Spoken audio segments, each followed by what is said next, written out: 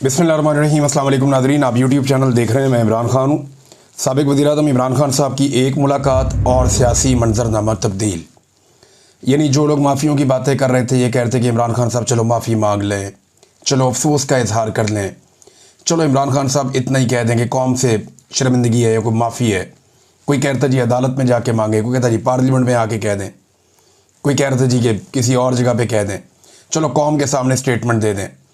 कोई कह रहा था जी अदालत के सामने कर दें, कोई कहता चलो माफ़ी ना मांगे तो ये कर दें। हर एक की अपनी अपनी ज़ुबान थी और ख्वाहिश जो है वो पाकिस्तान की मिलिट्री एस्टेब्लिशमेंट की है कि उन्होंने इमरान खान को नीचा दिखाना है, उससे माफ़ी मंगवानी है। तो इमरान खान साहब ने उल्टा आसिम मुनीर साहब को एक ऑफ़र करवा दी। उन्होंने कहा जी आसिम मुनीर साहब मेरे से माफ़ी मांग लें, मैं माफ़ कर दूँगा। और ये एक बड़ी शानदार ऑफ़र है। अगर आसिम मुनीर साहब को ये कहकर डराया जा रहा है सियासतदानों की जानिब से कि इमरान खान बाहर आ गया तो आपको नहीं छोड़ेगा, आपके साथ ये कर देगा वो कर देगा, अगर वो खौफज़दा हैं और परेशान हैं तो इमरान खान साहब ने क्योंकि अब ज़ुबान दी है तो वो इससे फ़ायदा उठा सकते हैं।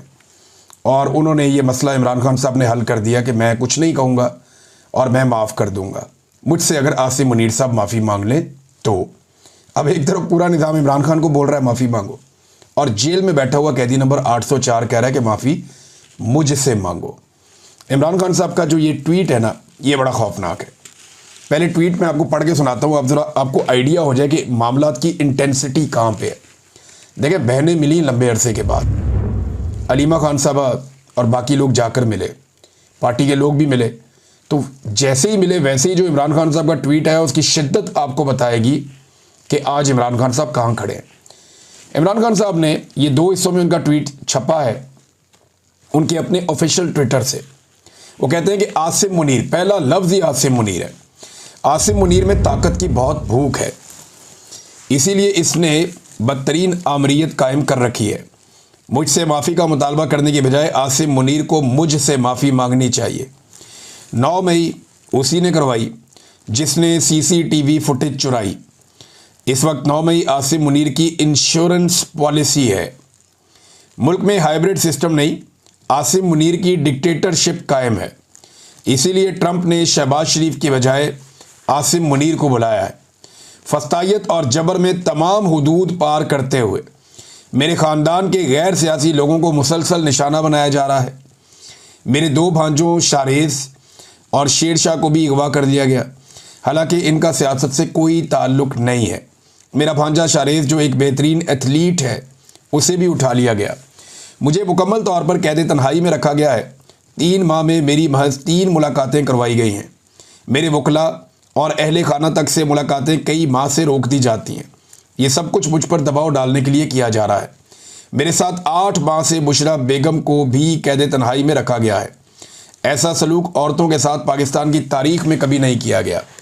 याह्या खान ने भी ऐसा नहीं किया। फैसल बाडा जो एस्टेब्लिशमेंट का तर्जुमान है, उसने बुशरा बेगम के हवाले से बयानात दिए कि वो मुझसे अलहदगी इख्तियार कर लेंगी। बुशरा बेगम पर दबाव डाला गया कि मुझसे अलहदगी इख्तियार कर लें मगर वो मेरे साथ खड़ी है।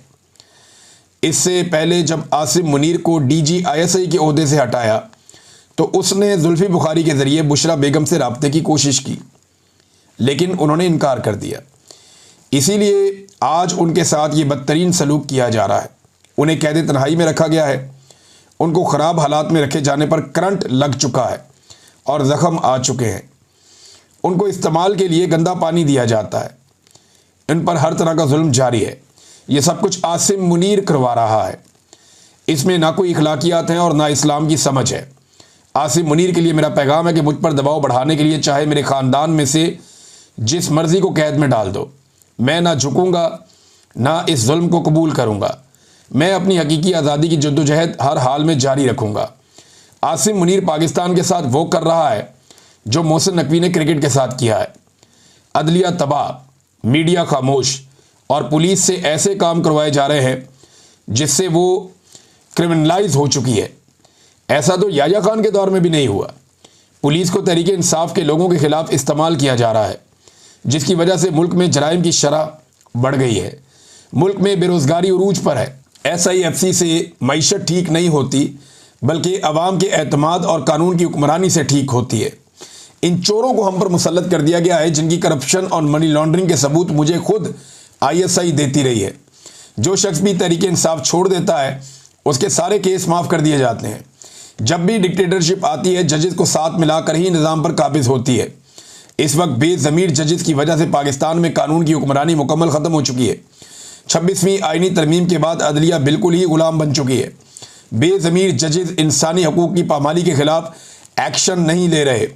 अगर हमारे जजेस ज़मीर के साथ काम करते, पाकिस्तान के लोगों को इंसाफ देते, उनको खौफ होता कि यौम महशर अल्लाह को हिसाब देना है, तो ये जो जुल्म जो हो रहा है ये कभी ना होता। इस जुल्म और नाइंसाफ़ी में ये बेज़मीर जज बराबर के मुजरिम हैं। अब ट्वीट का दूसरा हिस्सा इमरान खान साहब कहते हैं कि अली अमीन गंडापुर को सुप्रीम कोर्ट जाकर मुझसे मुलाकात की इजाज़त मांगनी चाहिए।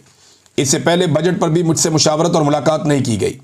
अली अमीन को आकर मुझे सूबे की गवर्नेंस और अमन व अमान और दीगर अहम उमूर पर ब्रीफिंग देनी चाहिए, जिसके लिए सुप्रीम कोर्ट समेत हर फोरम पर भरपूर कोशिश करनी चाहिए। मैं दोबारा ताकीद करता हूँ कि खैबर पख्तूनख्वा हुकूमत वफाक की जानिब से अपने ही शहरियों पर होने वाले मिलिट्री ऑपरेशन और ड्रोन हमलों के खिलाफ भरपूर स्टैंड ले। खैबर पख्तूनख्वा और कबायली इलाकों में हमारे दौर में अमन आ चुका था और हमारे दौर में कोई ड्रोन हमला नहीं हुआ। अब वहाँ हालात जानबूझकर ख़राब किए जा रहे हैं ताकि वाहिद अवामी मैंडेट वाली पार्टी को कमज़ोर किया जा सके। खैबर पख्तूनख्वा और कबायली इलाकों में ऑपरेशन मसले का हल नहीं है। वहाँ के मसाइल मकामी नुमाइंदों से बातचीत से ही हल होने चाहिए।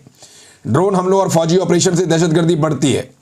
इन ऑपरेशंस को ना ही अवाम की हमायत हासिल है, ना ही अवामी नुमाइंदों की और ना ही सियासी जमातों की। तो ऐसा ऑपरेशन कैसे कामयाब हो सकता है? अफ़गान मुहाजिरीन के साथ जो सलूक किया गया इस पर मैं शर्मिंदा हूँ। वो हमारे मुसलमान भाई यहाँ पनाह लिए हुए थे, उन्हें ऐसे धक्के मारकर मुल्क से निकालना इस्लामी रवायात और इंसानियत के ख़िलाफ़ है। फैसलाबाद की अदालत की जानिब से एक और झूठे केस में हमारे 75 मेंबरान और कारकुनान को दी गई सज़ाएँ इस जुल्म के निज़ाम को मज़ीद नंगा कर रही हैं। हम सबको इस जुल्म के ख़िलाफ़ इकट्ठे खड़े होना है। जब हम मिलकर मुकाबला करेंगे तो फ़तह हमारा मुकद्दर बनेगी। मेरी राय में 9 मई केसेस में झूठे इल्ज़ामात पर दी गई सज़ाओं के ज़रिए खाली कराई गई सीटों पर ज़िमनी इंतखाबात में हिस्सा लेना इन झूठी सज़ाओं को जायज़ तस्लीम करने के मुतरादिफ होगा। इसलिए पार्टी इस मामले पर गौर करके हतमी फ़ैसले के लिए कल दोबारा अपनी तजावीज़ मेरे पास ले आएँ। हमाद अज़हर का हल्का मियाँ अज़हर की वफ़ात के बाद खाली हुआ है। इस सीट पर हम इलेक्शन लड़ेंगे। जो जुल्म और फस्तायत इस वक्त पूरे मुल्क में जारी है, उसके खिलाफ पेशावर में एक ग्रैंड जरगा किया जाए, जिसकी तारीख का ऐलान पार्टी करेगी। खैबर पख्तूनख्वा और गिलगित बल्तिस्तान में सैलाब ने शदीद तबाही मचाई है और सैकड़ों कीमती जानों के नुकसान के साथ लाखों अफराद मुतासर हुए हैं। मैंने इसी माहौलियाती तब्दीली के मुकाबले के लिए बिलियन ट्री जैसे मंसूबे शुरू किए थे। इस तरह के मंसूबे ही हमारा माहौल बचा सकते हैं, वरना हम हर साल तबाही ही देखेंगे। ये इमरान खान साहब ने जेल के अंदर गुफ्तगू की है। तो नाज़रीन, ये तो इंटेंसिटी बहुत बढ़ गई है। अली अमीन गंडापुर साहब के हवाले से मुझे इत्तला ये मिली है कि इमरान खान साहब ने इससे भी ज़्यादा सख्त बातें की हैं और जिन लोगों की मौजूदगी में बातें की हैं वो कंफर्म भी कर रहे हैं। अब क्योंकि पाकिस्तान तहरीक इंसाफ ने ऑफिशियली वो बात नहीं की, तो मैं भी उस बात को रोक लेता हूँ। या शायद हो सकता है कि इमरान खान साहब ने वो सख्त बातें की हों, लेकिन ये भी कहा हो कि अभी इसको पब्लिक नहीं करना, लेकिन मेरी ये ओपिनियन है। तो अली अमीन गंडापुर साहब के हालात बहुत पतले हैं। पार्टी के अंदर भी कारकुनान भी उनसे नाराज़ हैं और पार्टी के अंदर उनकी फ्रस्ट्रेशन नज़र भी आ रही है। अभी एक आधी और भी ऑडियो हुई थी, किसी को गालियाँ वालियाँ दे रहे थे, तो वो किसी के साथ भी। और अली अमीन गंडापुर के अंदर एक फ्रस्ट्रेशन, एक गुस्सा और एक तकब्बुर भी दिखाई दे रहा है। ये जो तकब्बुर होता है ना, ये बड़ी खौफनाक चीज़ होती है। जब भी कभी आप गरूर करते हैं, तकब्बुर करते हैं, तो ये अल्लाह रब्बुल इज़्ज़त को पसंद नहीं होता। तो फिर इंसान के ज़वाल का आगाज़ हो जाता है।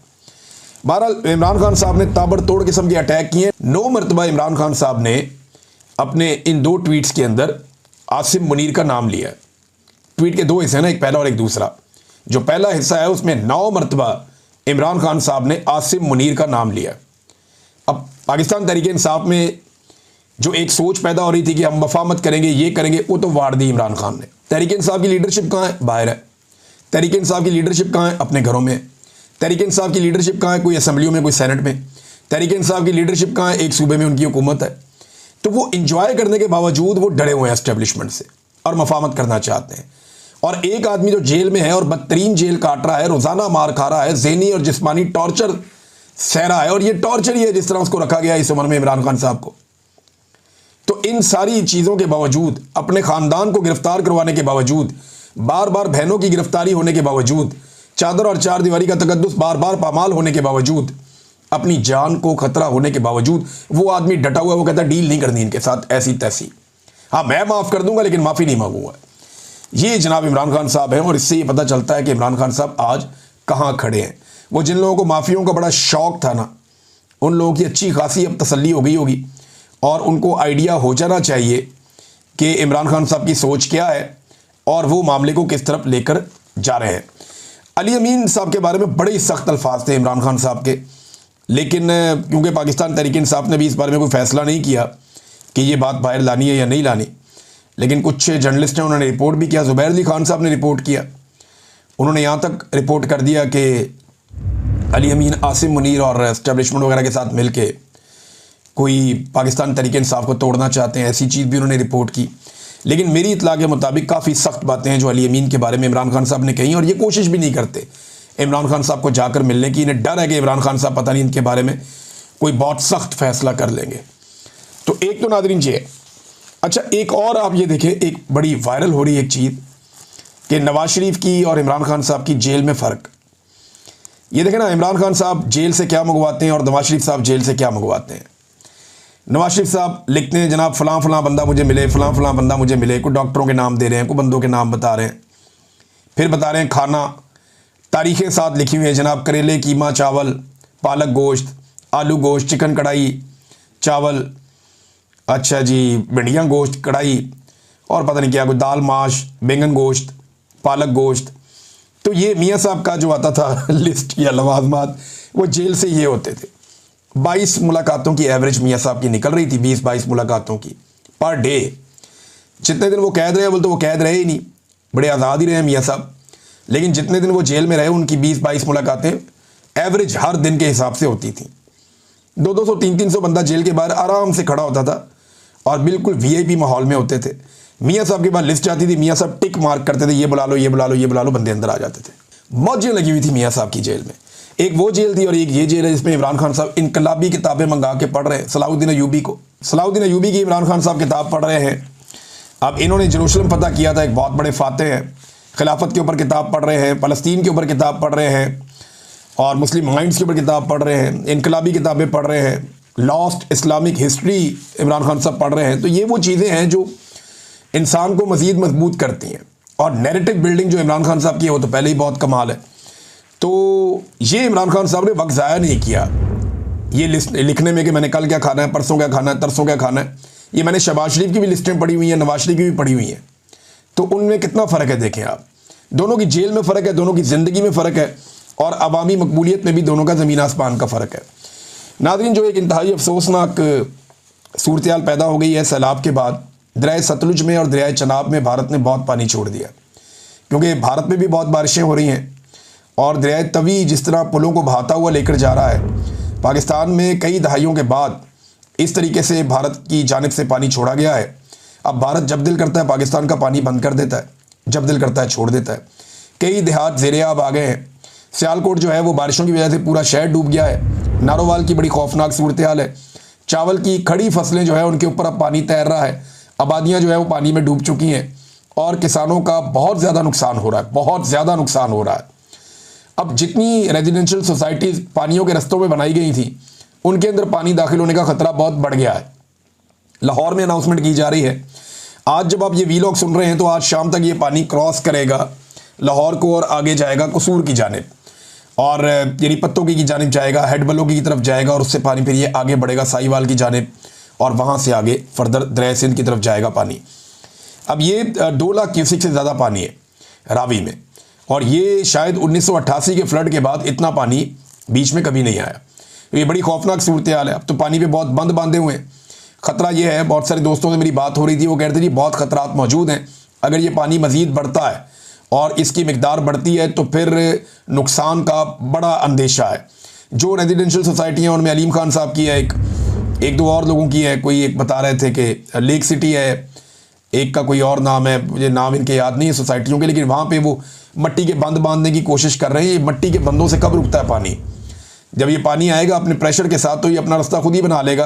अब ये सोसाइटियाँ जब ग्रीन एरियाज़ को ब्राउन कर करके सोसाइटियाँ बनाई गई हैं, और जो रास्ते रोके गए हैं पानी के, तो पानी तो फिर अपना रास्ता बनाता है। ये बात मैं कई मरतबा कह चुका हूँ। लेकिन पाकिस्तान में एक मशरूम ग्रोथ हुई है रियल स्टेट की, जिसमें पाकिस्तान के रियासती इदारों ने, इवन जो पाकिस्तान की इस्टेब्लिशमेंट है, उन्होंने DHA बनाया, बैरियर टाउन बना, फिर अलीम खान साहब की सोसाइटियाँ बनी, पार्क व्यू, फिर उसके अलावा जो लेक सिटी बन गई और बहुत सारी बन गई। इस्लामाबाद में जो है वो बेशुमार सोसाइटीज़ बन गई हैं। वहाँ ज़ेर ज़मीन पानी का मसला है बड़ा सीरियस, और वहाँ पानी की किल्लत हो जाएगी।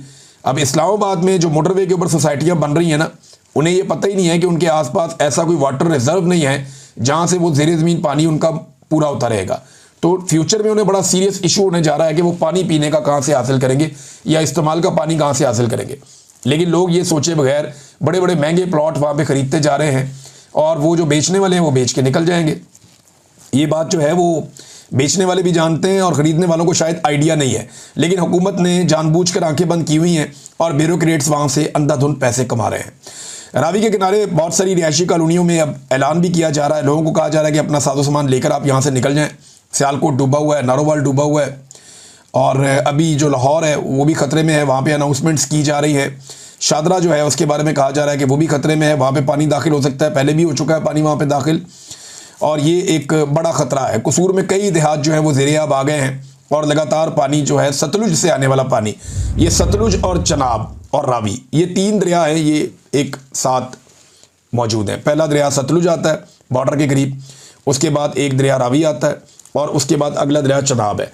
और ये दरिया तवी के अंदर बहुत ज़्यादा पानी भरता जा रहा है कश्मीर की जानिब से, और वो जिस तरह पुल बह रहे थे, जिस तरह पुल गिरते जा रहे थे, वो सारे मनाजिर देखकर ऐसा महसूस हो रहा था कि ये पानी अपने रास्ते में आने वाली चीज़ों को तबाह करेगा।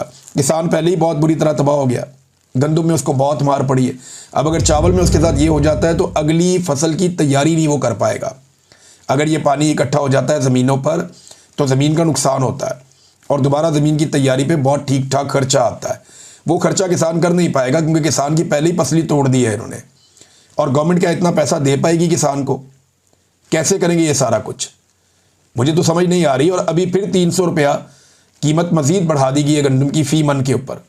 यानी किसान ने जब बेची तो 2000 रुपये रखी हुई थी गंदम फ़ी मन, 2200 में बेचारा बेचता था। अभी चंद दिन पहले इन्होंने 2800 कर दी, क्योंकि किसान के घर से दाने उठ गए ना। जब किसान के घर से दाने बिक गए, गंदम बिक गई, तो इन्होंने महंगी कर दी कि अब मुनाफाखोरों के पास आ गई है तो ज़रा पैसे कमा लेते हैं।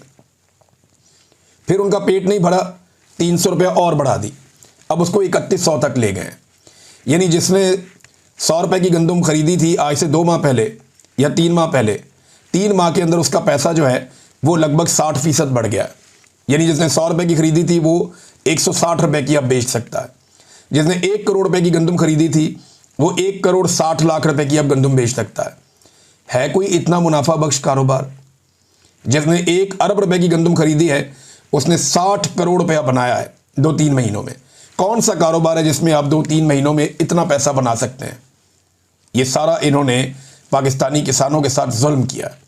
और मरियम नवाज साहिबा जिनकी जिम्मेदारी है, वो जापान के दौरे पे जो फैमिली टूर था, फैमिली एंड फ्रेंड्स का एक टूर था टिकटॉकर्स का, वो जापान का टूर और शॉपिंग मुकम्मल करने के बाद पहुंच गए वापस पाकिस्तान रावलपिंडी, और वहाँ से मुबैना तौर पे खबरों के मुताबिक मरी चले गए, क्योंकि उनके वालिद साहब ने कल कोई मीटिंग बुलाई हुई है।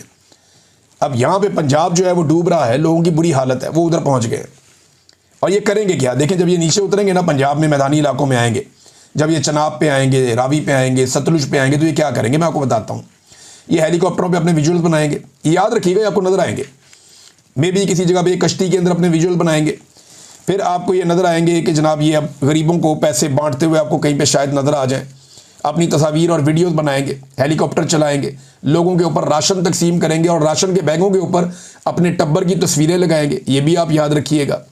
बैरूनी दुनिया से इस सैलाब के बाद ये अपील कर देंगे कि जनाब हमें भीख दी जाए, हमें इमदाद दी जाए, हमारे लोग लुट गए, मर गए, बर्बाद हो गए।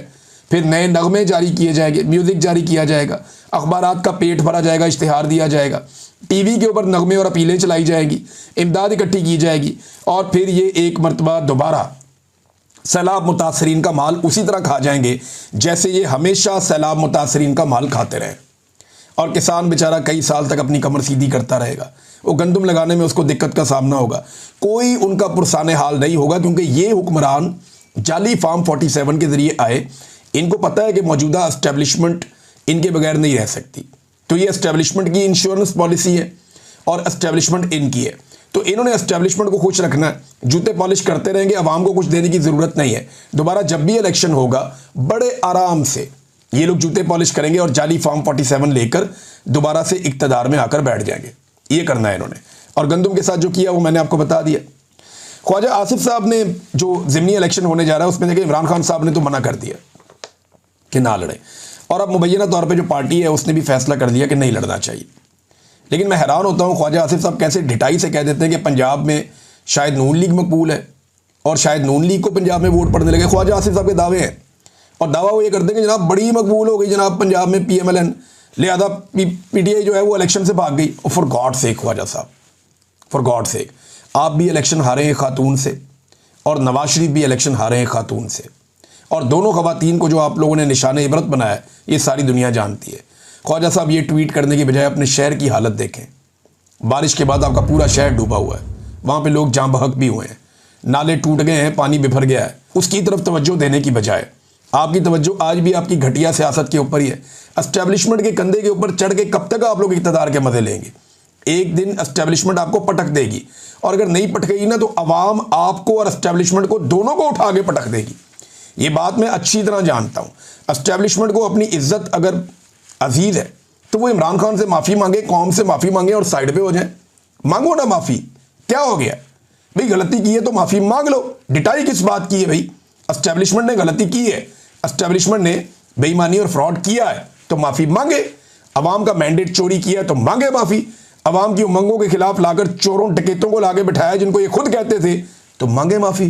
क्यों नहीं मांगते? इन्हें मांग लेनी चाहिए माफ़ी, वरना अवाम इनका पटाखा बजाएगी और मौजूदा सियासतदानों समेत ही बजा देगी। इंजीनियर मोहम्मद अली मिर्ज़ा साहब के खिलाफ जो है वो मुकदमा भी दर्ज हो गया है, अभी जो मुझे इत्तला मिली है, और उनके खिलाफ जो है मुकदमे का अंदराज पीका एक्ट के तहत हुआ है। पुलिस ने बताया कि यूट्यूबर इंजीनियर मोहम्मद अली मिर्ज़ा के खिलाफ, ये वैसे ज़्यादती है, वो जो है वो मजहबी स्कॉलर हैं। अच्छा, ये उन्होंने कहा मुकदमा दर्ज किया गया। मुकदमा पीका एक्ट और दफ़ा 295C, ये तौहीन मज़हब का एक मुकदमा होता है, दर्ज किया गया और उन्हें हिरासत में लेकर नज़रबंद कर दिया गया है और उनकी एकेडमी भी बंद कर दी गई है। नाज़रीन, खैबर पख्तूनख्वा पे भी सहाफ़ी हैं हमारे, उनके खिलाफ जो है मुकदमा दर्ज किया गया पीका एक्ट के तहत, जो एक बड़ी ज़्यादती है। CPNE ने यह कहा है कि खैबर पख्तूनख्वा में सहाफ़ी के खिलाफ पीका एक्ट के तहत मुकदमा वज़ीर आला के बयानिए की नफ़ी है। यानी वज़ीर आला साहब वैसे तो बड़ा चौड़े होकर कहते हैं कि जी पीका को मैं नहीं मानता, और पीका एक्ट के तहत सहाफ़ियों के ऊपर मुकदमात करवाई जा रहे हैं। फिर चौड़े होकर कहते हैं कि ऑपरेशन नहीं होगा, ना इजाज़त दूंगा। फिर ऑपरेशन भी करवाई जा रहे हैं कर्फ्यू लगा के, और उसको ओन भी कर रहे हैं। फिर कहते हैं ड्रोन हमला नहीं होने देंगे, मुकदमे करेंगे, ये करेंगे, वो करेंगे, और वहाँ पे भी कुछ नहीं करते। तो अली अमीन गंडापुर की सिर्फ बड़कें हैं। चले एक काम करते हैं, आपको अली अमीन गंडापुर की बड़कें सुनाएंगे अगले किसी वीलॉग में, और आपको दिखाएंगे कि उन्होंने हर मौके पर क्या क्या कहा और कितना कहा और फिर क्या किया। अब तक के लिए इतना ही। अपना ख्याल रखिएगा, अपने इस चैनल का भी। अल्लाह हाफ़िज़।